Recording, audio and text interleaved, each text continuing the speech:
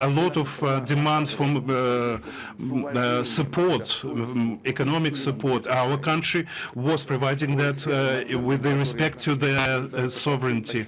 And just a price calculation for fuel, energy, the amount of loans, favorable interest rates, the total benefit to Ukraine from 91 to 1913 came to around $250 billion. But it's not all at all. By the end of 91, the debt of the USSR to the foreign countries and funds was around $100 billion. So initially, the idea was that those loans would be repaid by all the republics of the former Soviet Union, in solidarity and pro rata to their economic potential. However, Russia took upon itself the repayment of all the Soviet debt and completely repaid it. Finally, completed the process in 1917. In return, the newly created independent states, they should have given up part of their Soviet foreign assets, and there was an agreement in 94 signed with Ukraine. However, Kiev didn't ratify those agreements, and afterwards it simply refused to perform them, saying that they had the claims to the Diamond Fund and other assets of the former Soviet Union abroad. Nevertheless, despite the certain issues, Russia always cooperated with Ukraine openly, honestly, with respect to its interests. Our ties in most different regions were developed. In 1991, our turnover was more than $50 billion, and the trade of Ukraine with all other European Union countries in 19 until before the coronavirus was less than that. But it would leap in your eye that the Ukrainian authorities, they had to enjoy all the rights, but not to have any obligations.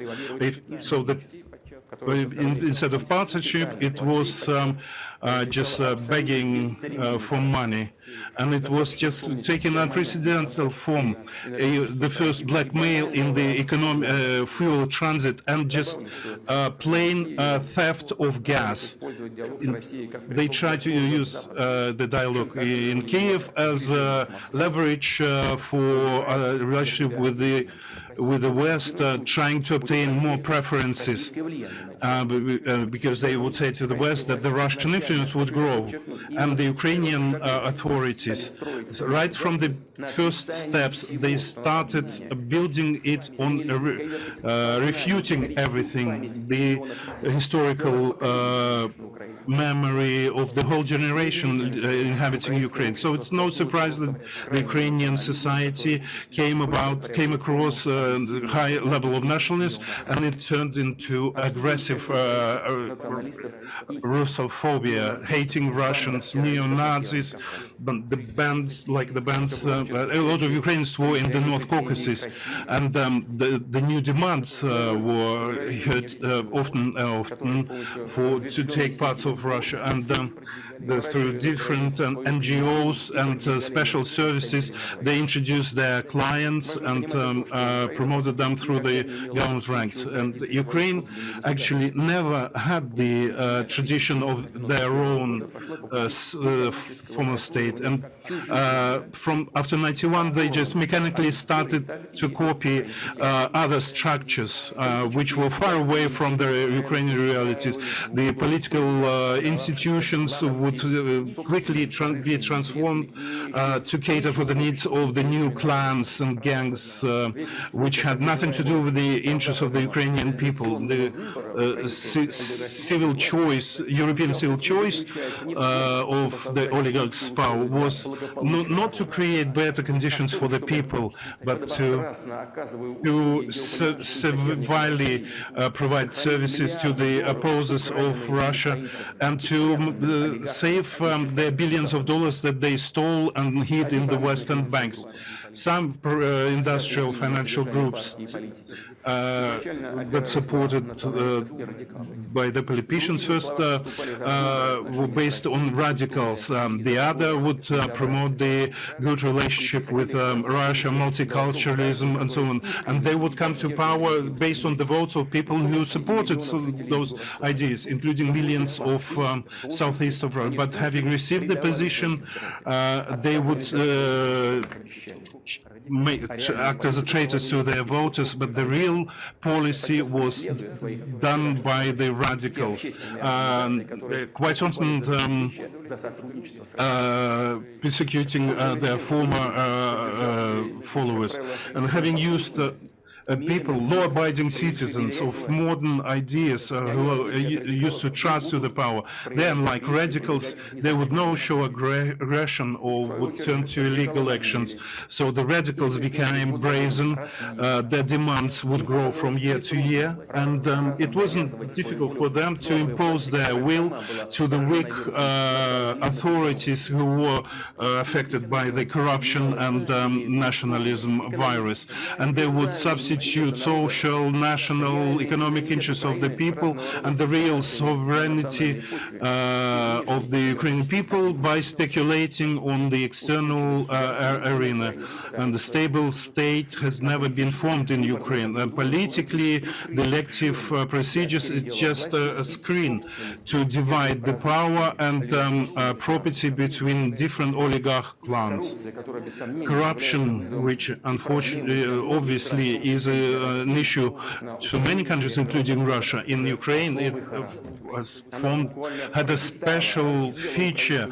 It just diluted the stateness, all the areas of state, and the radicals used the justified unhappiness of people. In '99,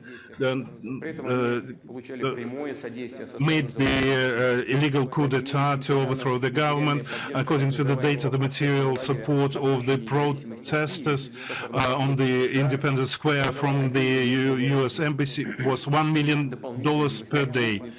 And additional large amounts were transferred to the accounts of the leaders of the opposition to the tunes of tens of millions of dollars. And people who really suffered, how much did they get? People who died in the altercations in the Kiev's and other city squares.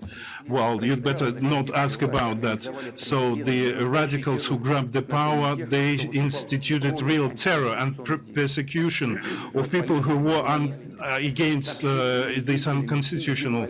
Public figures, they were treated with denigration, and the wave of crime went through the cities of Ukrainian cities, and the difficult, the most horrible event in Odessa when the demonstrators were burned alive in the House of Trade Unions. The criminals who did that crime, they have not been punished. No one even looking for them, but we know them by names, and we'll do everything in order to punish them, to find and to bring them to court.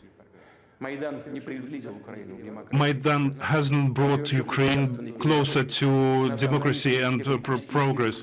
Having done that, the nationalist movements who supported them, they brought it to the dead end. They pushed Ukraine into this abyss of civil war. The country is split after 8 years. It's going through the sharp social and economic problems. According to the international organizations, almost 6 million people. I would like to reiterate, it's around 15% of the total population, not labor capable. They had to go abroad to look for a job, and quite often, or as a rule, to very low-paid, unqualified jobs.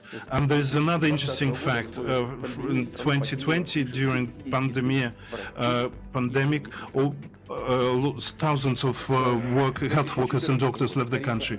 And from 2014, water rates went by one-third, and by many times for gas to households, by tenfold. People just don't have the money to pay for the gas and and electric, they just barely survive. Why did it happen? Why is it taking place? The answer is obvious, because everything they received from the Soviet Union, they lost everything, stole everything. They lost tens and hundreds of thousands of job places that provided stable income and taxes to the machine tool building, electronic industry, vessel building, aviation. They are either totally annihilated, but there were times when the whole Soviet Union was proud of them. They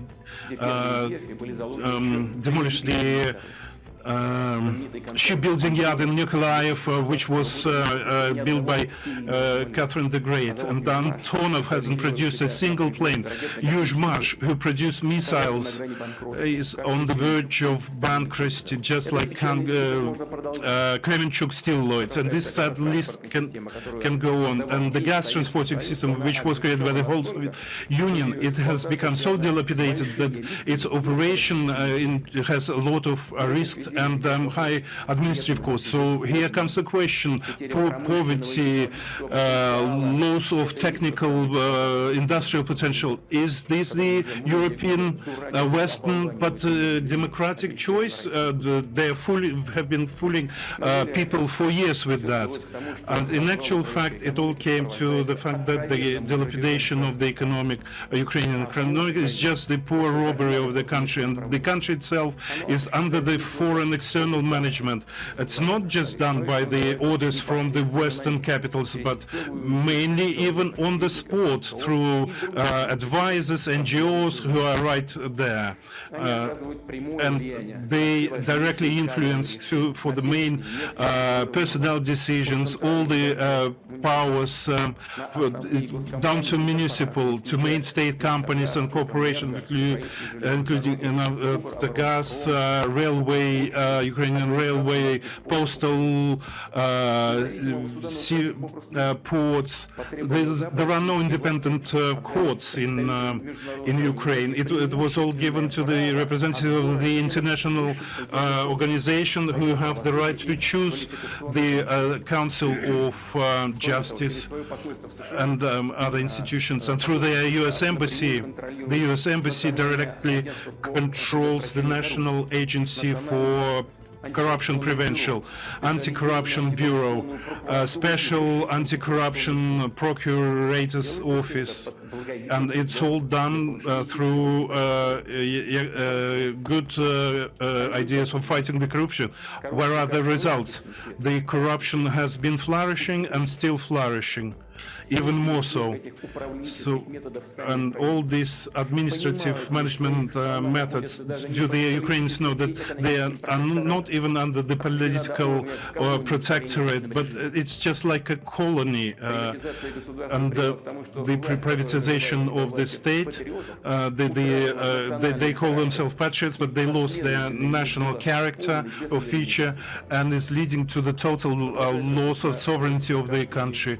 They diversify and forcefully assimilate people. They rather in issues unlawful laws.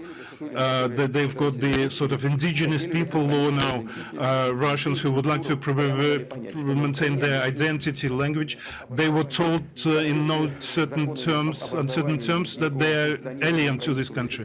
The laws on the functioning of the Ukrainian language as a state, they take away Russian from public schools, even from shops. The illustration, the cleaning of the authorities are allowed to kick out unfavorable representatives, and it's all done tough, and they suppress the freedom of speech, they persecute the opposition, and the world knows of this unilateral legal sanction against legal entities and countries. In Ukraine, they have outpassed their curators, and they issued sanctions against mass media, physical people, and members of Rada. And the Russian Orthodox Church is being persecuted, and it's not an emotional evaluation, it's the specific documents and decisions. The tragedy of a religious split has been turned into the instrument, political instrument, and the current government doesn't want to abolish the laws that discriminate people. They've registered new bills against the clergy and the representatives of the Russian Orthodox Church. I would like to speak separately about the Crimea. The inhabitants of the peninsula made their free choice to be together with Russia. It was final, clear will, and the Ukrainian authorities can't put anything against that will. Their actions is based on extremists, even Islamic extremists. Some sabotage groups are being introduced and aimed at they steal Russian citizens. We have direct evidence that such aggressive action is done with the support of the foreign special services. In March 2021, they introduced new military strategy. This document is totally dedicated to the opposition with Russia and in introducing the other countries, foreign countries, into our conflict with our country. The strategy wants to form the terrorist underground in Russia and in the Crimea, and it also has designed the framework of the supposed war. And the war should suppose, as they see it, the current powers that be strategies. I will cite them with the support of the international community under favorable terms to Ukraine. And also, as they say in Kiev, I also cite them.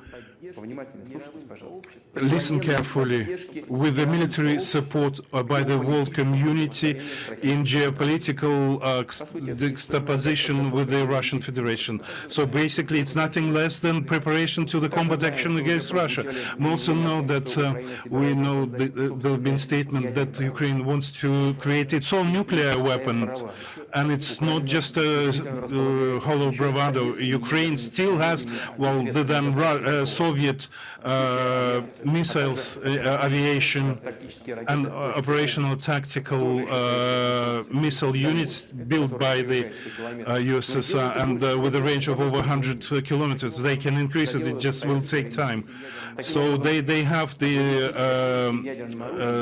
things left from the Soviet times. And it will be much easier for them to develop tactical nuclear times than other countries, and I'm not going to name those countries who are developing such weapons, especially with the support from the West.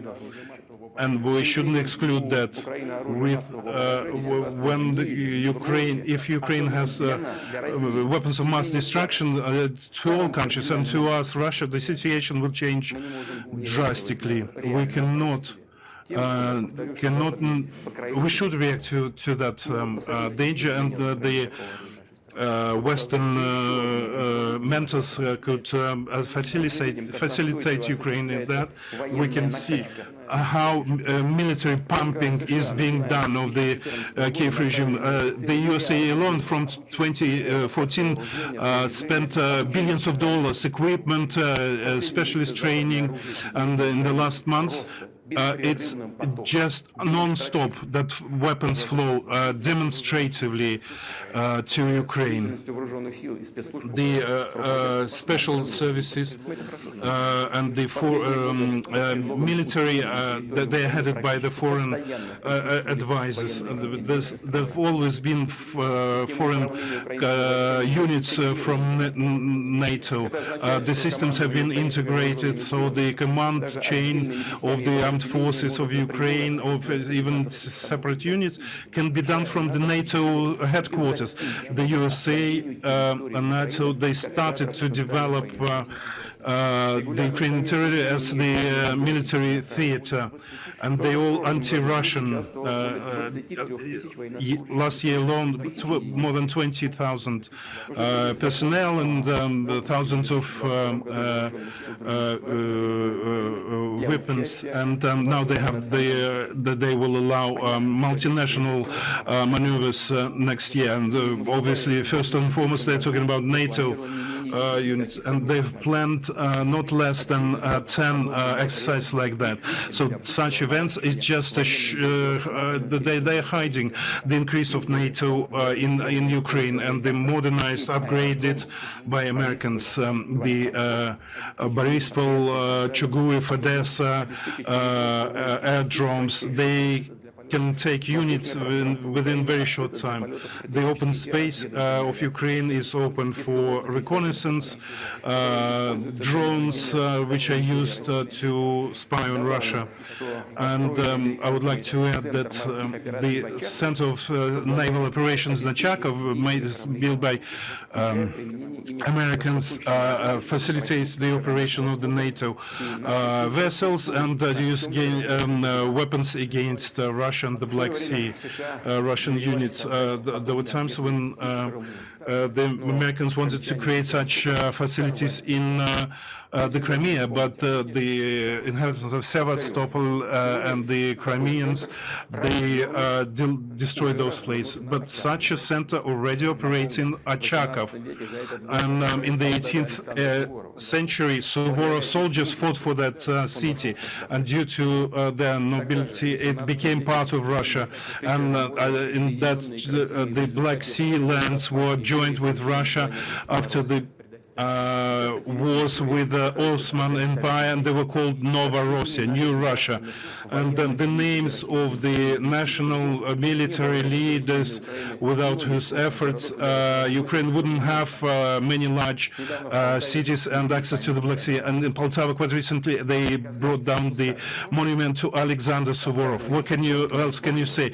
You are giving up on your own past, on your colonial past of the Russian Empire. Then we'll follow the same rules everywhere. And I would like to say that Article 17 of the Ukrainian Constitution doesn't allow to build foreign military bases or units in Ukraine, but this is just a mere thing which can be easily avoided. There are training military NATO centers, and there basically are foreign military bases. They just call it a mission, and the Kiev has announced the strategic course of joining NATO, and then after each country has the right to choose its own security protection to enter into military treaties, and would be basic, but according to the international documents, the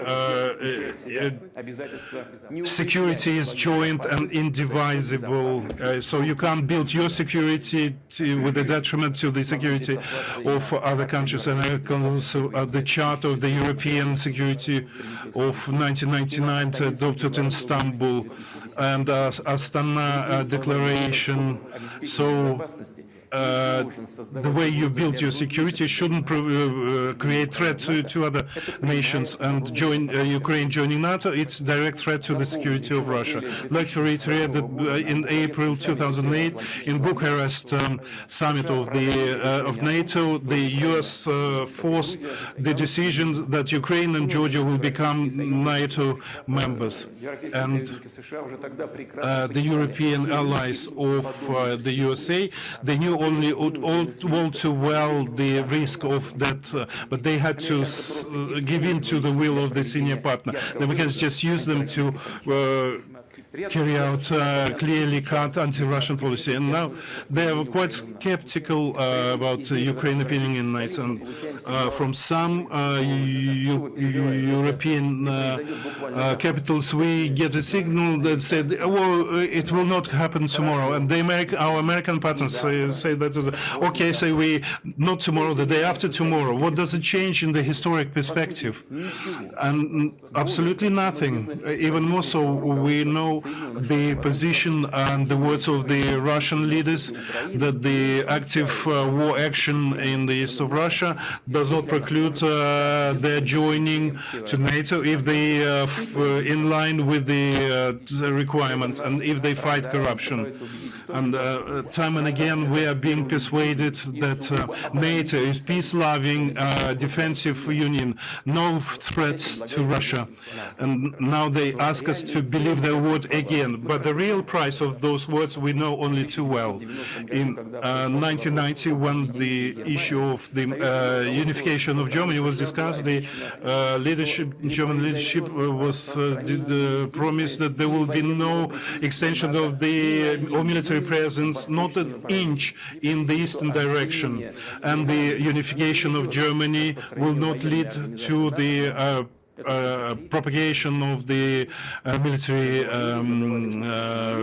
to the West NATO of NATO. Those were just verbal sounds, mere sound. Then we was being persuaded that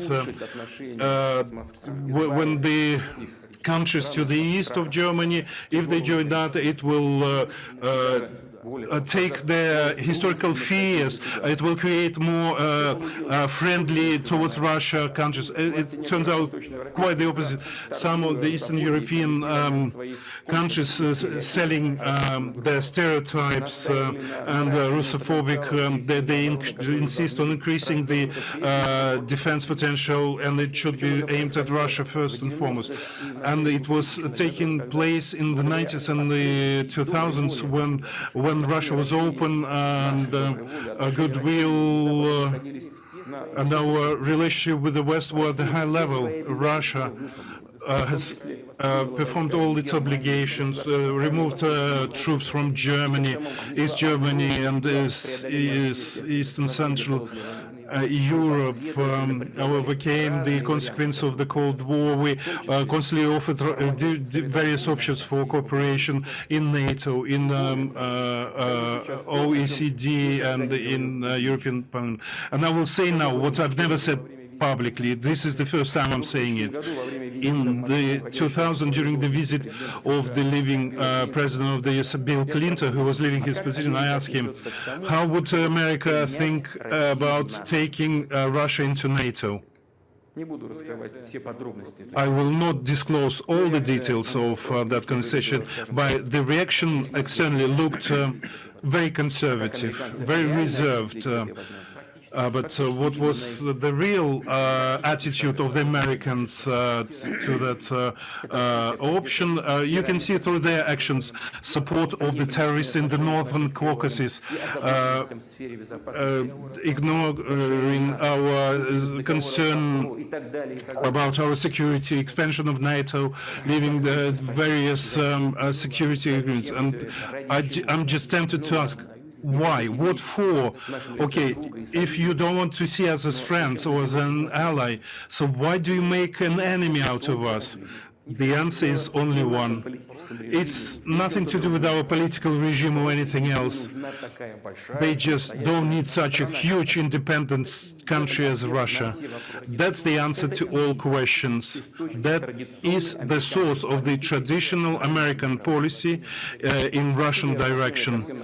And that's where the attitude of all our security proposals comes from. You take just a single look at the map, how the Western countries followed their word not to expand, just lied, swindled, and we had 5 ways of NATO expansion.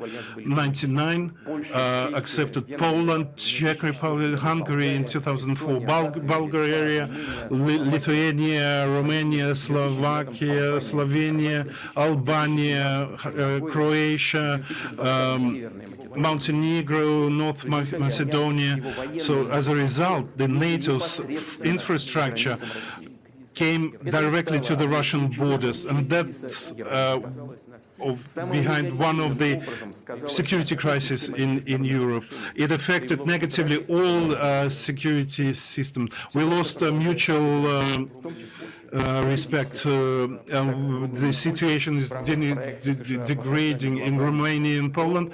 You know, when anti-missile, they are establishing missile areas. It is well known that the missile units located there can be used for tomahawks.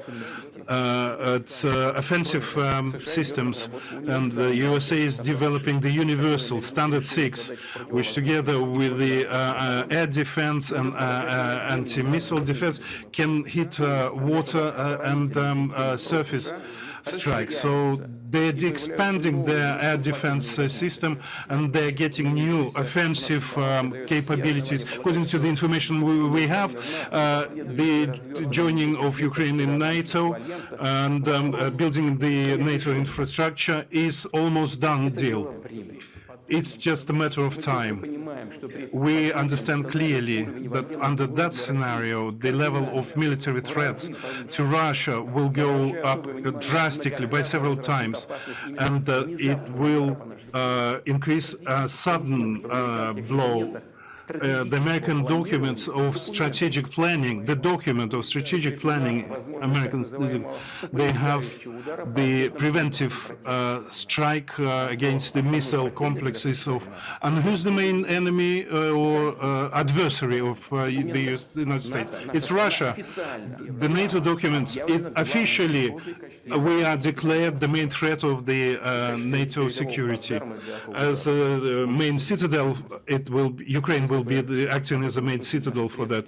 If our predecessors heard about that, they would not believe their ears, and we do not want to believe it nowadays. But this is so. And I would like it to understand in Russia and in Ukraine. Many Ukrainian aerodromes are not from our borders, so the tactical NATO aviation, including high-precision weapons, will hit until Volgograd, Kazan, Samara, Astrakhan level, and the development of radio location will allow NATO to control our airspace until the Urals. And when we, the medium and short-range medium nucleus, the USA left, they've developed several surface systems, including ballistic system that could hit up the targets 5,500 kilometers. So if such systems are included Ukraine, they will be able to hit any target in the European territory of Russia and be behind the Urals. And the time for a Tomahawk will be less than 35 minutes to hit Moscow. From Kharkov, 7-8 minutes, and hypersonic 4-5 minutes. It's like having a knife to your throat, and they want to implement those plans, just like they did in the last years by expanding NATO to the east, expanding the military equipment and infrastructure, ignoring our protest warnings, our interest. They just spat at it, did whatever they liked, and of course they want to behave the same way. It's like when the dog barks, the caravan still goes on.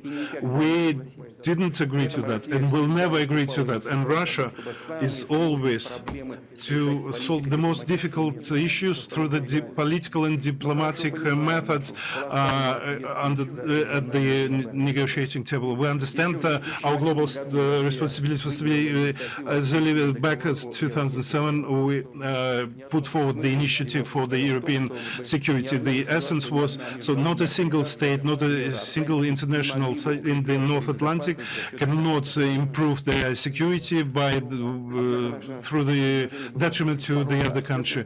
But they kicked it out, our proposition, straight away. They said, no, you can't limit the activities of the NATO countries. And they also said that the legally binding security can be had only by the member members of NATO. In December last year, we gave to the Western partners the draft agreement between the Russian Federation, the USA on the security guarantees and the measures for ensuring the security interests of Russia and NATO members, European. In the response, there were a lot of words, but there were some rational things, but only second-rate things. And so they wanted just to do a lip service and to put it aside, and we reacted in a certain way. We said that we are still keen on following the negotiations, but everything will be looked at in its togetherness, and they have three key points. First is no more expansion of NATO, refusal of strike systems at the Russian borders, and to bring back the infrastructure and potential of NATO to the state of '97, when the main act, Russia-NATO, was signed. So these principal offers have been ignored. Our Western partners, again, stated their tried words that every country has a free right to choose their form of security and can join any alliances and unions. And in their position, nothing has changed. So it's still the same reference to the famous policy of NATO of open doors. We are being blackmailed. They are threatening us with sanctions. I think they will still introduce those sanctions as the sovereignty and our military force grows. And the new pretext, they will always be found for new or fabricated, irrespective of the situation in Ukraine. The purpose is single: to put back Russia, not to let it develop. And they will do it as before, even without any formal pretext, just because we exist. We will never give up our sovereignty, national interest, and our values. I would like clearly state directly that in the situation when our suggestions didn't get any answers from NATO and the threat to our country is growing significantly, Russia has all the rights to take responsive measures and decisions, and this is how we will act. As far as the situations of the things in Donbass, we see that the ruling few in Kiev keep saying about they do not want to comply with the Minsk agreement. On the contrary, they're trying to organize a blitzkrieg, the lightning war in Donbass, like it was in 2014 and 15. You know how those adventures ended. Now, there's not a single day without shelling of the towns.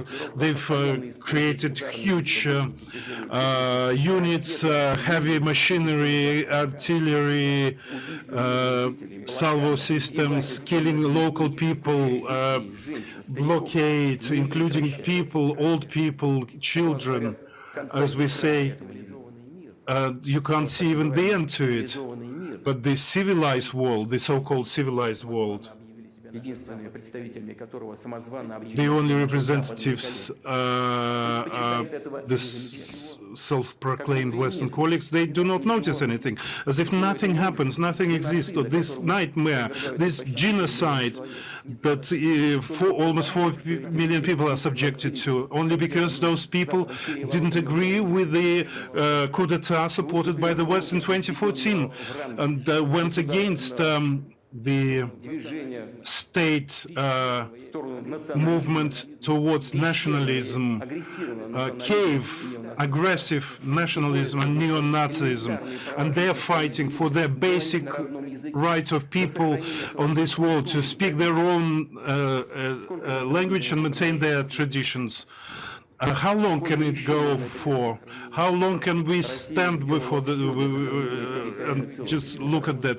We've done everything to maintain the territorial sovereignty of Ukraine. We've been fighting for the UN 2017 resolution from the September, which fixed the Minsk agreements of 2015. It didn't produce anything. The new presidents come, members of Rada, but the radical, aggressive, nationalistic attitude of the regime that usurped the power in Russia doesn't change. They totally overthrown everything, and they went a legal way, used force, threats, and they do not recognize any possibility to solve the issue of Donbass without military option.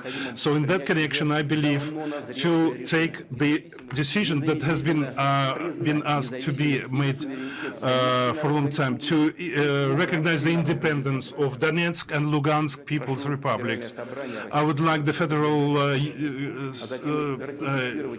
Union to support and then ratify the agreement between peacekeeping and support between the countries. And these documents will be signed as soon as possible. And those who usurped and maintains power in Kiev, we demand to stop the military action straight away. Otherwise, all responsibility for possible bloodshed that continues will be totally blamed on the rulers of the regime in Ukraine. I state about the decisions passed today, and I'm sure the national forces and the citizens of Russia will support it. Thank you for your attention.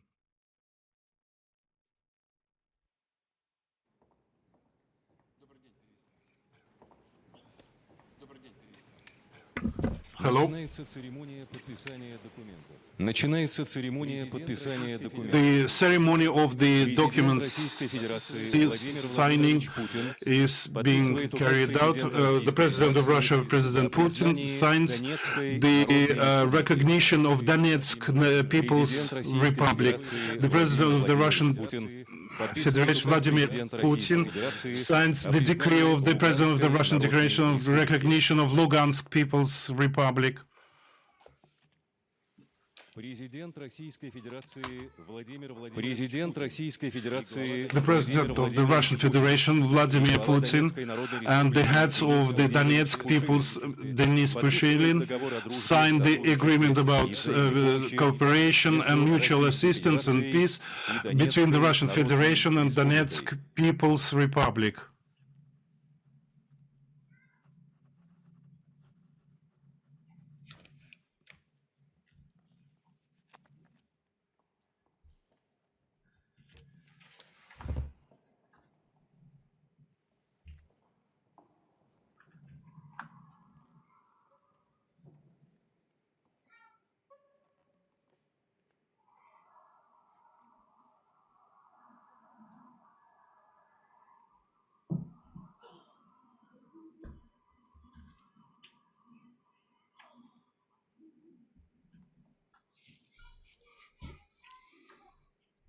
Президент Российской Федерации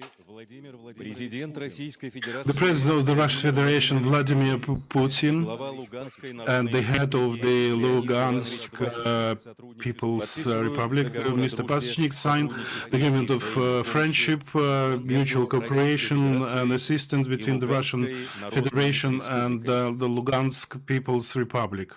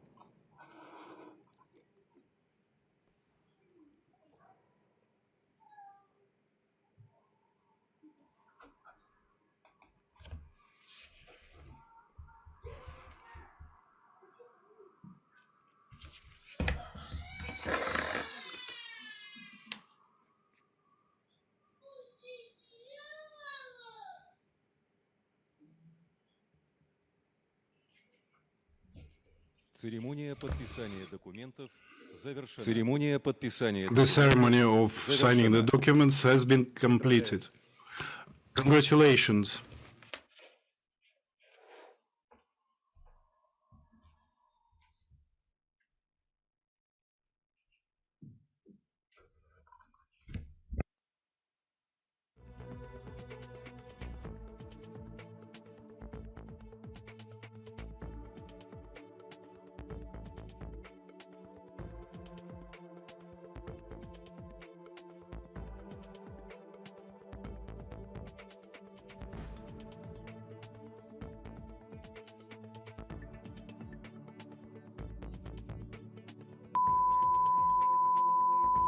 This is the primary audio circuit for the Reuters live service.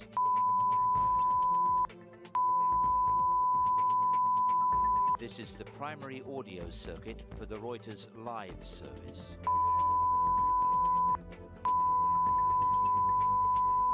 This is the primary audio circuit for the Reuters live service.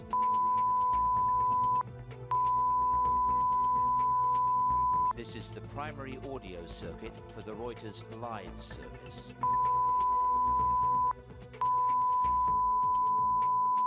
This is the primary audio circuit for the Reuters live service.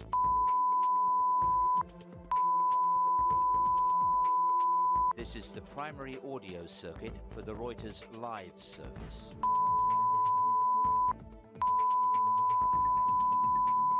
This is the primary audio circuit for the Reuters live service.